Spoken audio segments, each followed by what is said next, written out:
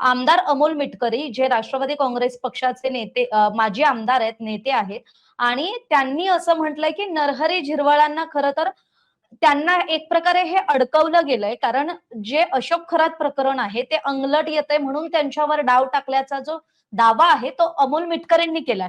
आणि अमोल मिटकरींनी याविषयी खरं तर एक्स या सोशल मीडिया प्लॅटफॉर्मवर ट्विट केलंय आणि तिथे त्यांनी जेव्हा ट्विट केलंय त्यामध्ये ते काय म्हणतात, तर ते म्हणतात भोंदू बाबांबरोबर काही लोकांचं जे धार्मिक कनेक्शन उघड होतं ते समोर येत आहे. असं लक्षात येतात 6-7 महिन्यांपूर्वी काढून ठेवलेला झिरवळ साहेबांचा व्हिडिओ आता अचानक कसा बाहेर आणला गेला. राज्याच्या उपमुख्यमंत्रीपदी आणि राष्ट्रीय अध्यक्षपदी आदरणीय सुनेत्रा वहिनींची निवड व्हावी ही इच्छा व्यक्त करणारी पहिली व्यक्ती म्हणजे झिरवाळ साहेब. त्यानंतर त्यांच्या ऑफिसमध्ये एसीबीचा ट्रॅप लावणं, नंतर आता हा व्हिडिओ 7 महिन्यांपूर्वी काढून मीडियाला सोपवणं, एका सरळ माणसाला बदनाम करायचं नंतर मीडिया ट्रायल. हे झारीतील शुक्राचार्य कोण? अशोक खरात प्रकरण अंगलट येतंय म्हणून स्वतःवरील लक्ष विचलित करण्यासाठी केलेला हा प्रकार आणि हे वंगाळ राजकारण लक्षात येतंय. हॅशटॅग सोमवती अमावस्या ते अघोरी पूजा यामागे 2 सप्टेंबर 2025 ते 31 जानेवारी 2026. त्यामुळे मिटकरींना एक प्रकारे मिटकरींनी नाव घेतलं नसलं तरी त्यांनी एकाच आपल्या या ट्विट मधून किंवा पोस्ट मधून अनेक पक्षी मारलेले आहेत. म्हणजे त्यांनी त्यांच्या पक्षातल्याच स्वकीयांना सुद्धा घरचा आहेर दिलेला दिसतोय आणि त्यांनी जे त्यांचे मित्र पक्षातले काही नेते आहेत त्यांच्यावरही एक प्रकारे निशाणा साधलेला दिसतोय. इथे त्यांनी प्रत्यक्ष बोलणं टाळलं असलं तरी माईट बी पुढे आपल्याला असंही बघायला मिळेल की अमोल मिटकरी थेट नावही घेऊ शकतील. कारण अजितदादांच्या विमान अपघातानंतर त्यांना न्याय मिळावा, त्यांच्या तपासाला योग्य दिशा मिळावी यासाठी विधिमंडळ परिसरात खरं तर अधिवेशन काळात सुद्धा आंदोलन करणारे एकमेव अमोल मिटकरी होते. आणि मग आता हे प्रकरण समोर आलंय नरहरी झिरवाळांचं. त्यामुळे पक्षातून म्हणजे राष्ट्रवादी काँग्रेस पक्षातून अजून कुणीही याविषयी खरं तर उघडपणे येऊन बोललेलं नाही. पण जी पहिली प्रतिक्रिया आली आहे ती अमोल मिटकरींची आहे आणि त्यांनी एक प्रकारे झिरवाळांना पाठिंबा दिलेला दिसतोय. नेहा, तुला काय वाटतं?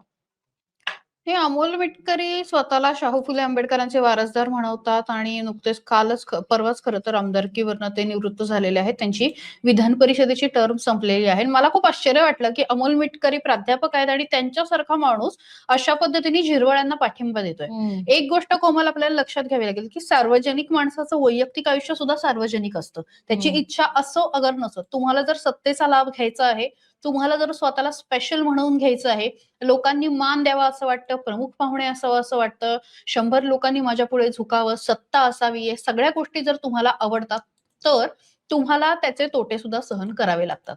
झिरवाळ्यांनी बरोबर केलं, चूक केलं हे ज्या व्यक्तीसोबत केलं त्या व्यक्तीचं स्टेटमेंट आल्यानंतर होईल.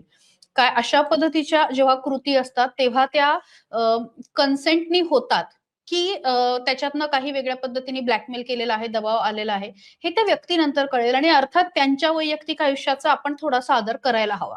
पण महत्वाचा मुद्दा अमोल मिटकरी काय म्हणतात की त्यांच्या ऑफिसमध्ये एसीबीचा ट्रॅप लावणं आणि त्यानंतर हा व्हिडिओ 7 महिन्यांपूर्वी काढून मीडियाला सोपवणं, एका सरळ माणसाला बदनाम करायचं आणि नंतर मीडिया ट्रायल, हे झारीतले शुक्राचार्य कोण? पण ज्या पद्धतीचा हा व्हिडिओ आहे आणि मागच्या आठवड्यापासून ज्या राजकारण महाराष्ट्र बघतोय, आपल्या राजकारण्यांचं जे स्वरूप महाराष्ट्र बघतोय खरंच धक्कादायक आहे. म्हणजे माझ्यासारख्या रोज काम करणाऱ्या व्यक्तीला सुद्धा आज कुठला व्हिडिओ येणार ह्याचा अंगावरती काटा येतो, अशा पद्धतीच्या गोष्टी घडतात. आणि नरहरी झिरवाळांबद्दल जर बोलणार ना तर आदिवासी समाजातनं येतात, खूप साधे आहेत. झिरवाळांचं घर खूप साधं आहे, घरातले खूप साधे आहेत, नऊवारी साडीमध्ये त्यांच्या पत्नी आणि ह्याचं त्यांनी म्हणजे पवारांनी, अजित पवारांनी आणि शरद पवारांनी सुद्धा झिरवाळांचं खूप कौतुक केलेलं आहे. आणि हे असं असताना झिरवाळांचा अशा पद्धतीने व्हिडिओ येणं हे खरंच हादरवणारं आहे.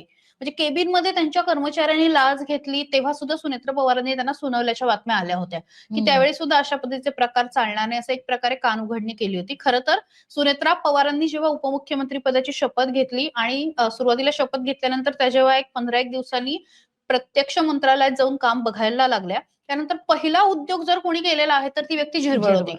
त्यावेळी त्यांच्या तिथल्या जो ऑफिस आहे तिथे एसीबीने ट्रॅप लावला आणि अमोल मिटकरी जर म्हणतात की ट्रॅप लावणं ही चूक आहे, तर मग लोकांनी काय मंत्रालयात बसून कर्मचाऱ्यांनी लाच, म्हणजे त्यांना जनतेने लाच द्यायची आणि कर्मचाऱ्यांनी ते पैसे उकळत राहायचे, हे योग्य आहे का? हे पण मिटकरींनी सांगायला पाहिजे. त्यामुळे ते तर झिरवाळांची म्हणजे झिरवाळांच्या कर्मचाऱ्यांनी जरी केलेलं होतं तरी त्याची सुई कुठपर्यंत जाते हा प्रश्न आहेच. ते पुन्हा एकदा तपासातनं स्पष्ट होईल.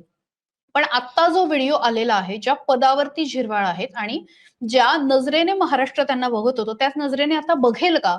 आणि ही फक्त अब्रू जी आहे ती म्हणजे जशी खरात प्रकरणावरनं फक्त रुपाली चाकणकरांची नाही तर अख्ख्या राष्ट्रवादीची अब्रू गेली. अर्थात राष्ट्रवादीच्या इतर नेत्यांनी पण तिथे त्यांचे फोटो आलेले आहेत. तसंच झिरवाळ प्रकरणावरनं फक्त झिरवाळांची नाही तर राष्ट्रवादीची, सुनेत्रा पवारांची आणि राज्य सरकारची सुद्धा मंत्री म्हणून मंत्रिमंडळाची सुद्धा एक प्रकारे अब्रू वेशीवरती टांगल्यासारखं आहे ना.